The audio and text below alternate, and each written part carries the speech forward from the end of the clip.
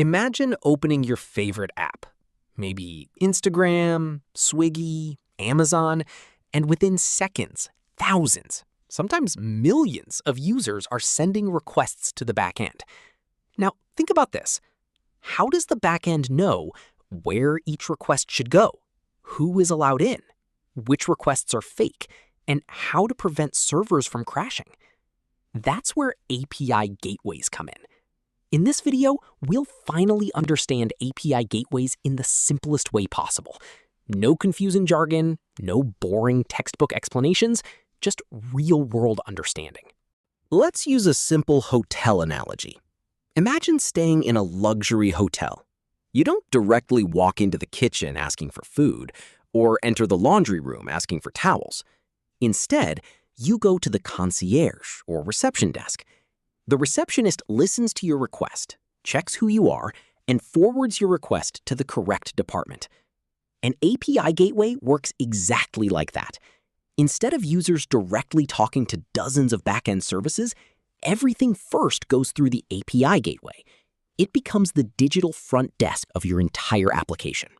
Now, you might ask, why can't the front end directly talk to backend services? Good question. Let's see the problems. Security risks. If every backend service is exposed directly to the internet, attackers now have multiple entry points. That's dangerous. With an API gateway, you expose only one controlled entry point. Microservice chaos. Modern apps are split into many small services. For example, user service, payment service, notification service, order service. Now imagine your front end trying to manage all those URLs manually. That quickly becomes chaos. Traffic spikes.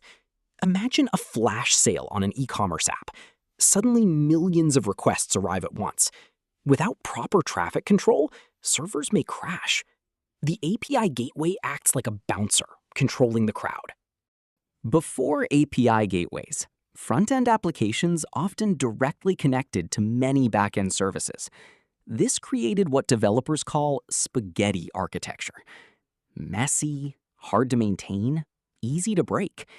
If one service URL changes, the front-end breaks. But with an API gateway, front-end talks to only one endpoint. The gateway handles all the complexity behind the scenes. This makes systems cleaner, scalable, and easier to manage. Now let's understand the three core responsibilities of an API gateway. These are the most important things every beginner should know. First, authentication. The gateway checks, who are you? It validates JWT tokens, API keys, OAuth logins, and only then allows requests to continue. This prevents unauthorized access. Next comes routing. The gateway decides where requests should go. For example, /users to user service, /payments to payment service, /orders to order service. It acts like a traffic controller. And finally, rate limiting. Suppose one user sends 10,000 requests in a few seconds. That could overload servers. The gateway can limit requests, like only 100 requests per minute allowed. This protects the system from abuse and DDoS attacks. This is where API gateways become really powerful. Think of them as security guards standing outside a nightclub. Before anyone enters, the gateway checks. Are you authorized? Do you have valid credentials? Is your IP trusted? If not, access denied. Some gateways even support IP whitelisting, bot detection, threat filtering, SSL termination. So instead of implementing security in every service, you centralize everything in one place. Today, API traffic is exploding. Why? Because everything is connected now. Mobile apps, smart TVs, IoT devices, AI applications, smartwatches, all continuously communicate through APIs. That's why API gateways are no longer optional in large-scale systems. They've become essential infrastructure. Now let's talk about performance. Suppose thousands of users request the same data repeatedly. Without caching, Backend services and databases keep processing the same request again and again. That wastes resources. So what does the gateway do? It stores frequently requested responses temporarily. Next time someone asks for the same data, boom, instant response. No database hit needed. This dramatically reduces backend load and improves speed. Now let's look at some popular API gateway tools companies use.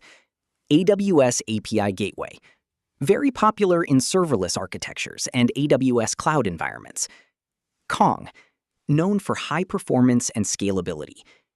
Apigee, focused heavily on enterprise analytics and API management. Azure API Management, commonly used inside Microsoft ecosystems. You don't need to master these tools right now. The important thing is understanding the concept first. Now let's follow a real request journey step by step.